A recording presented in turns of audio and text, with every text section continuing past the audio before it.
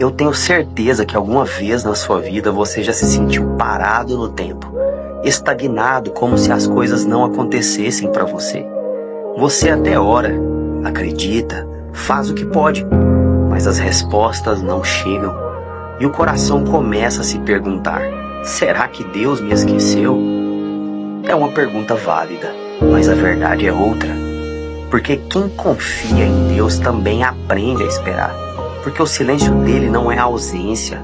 O salmista disse no capítulo 40: esperei com paciência pelo Senhor, e ele se inclinou para mim e ouviu o meu clamor.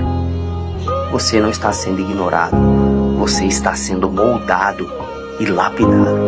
E quando Deus agir, vai ser do jeito dele, perfeito, completo e no tempo certo.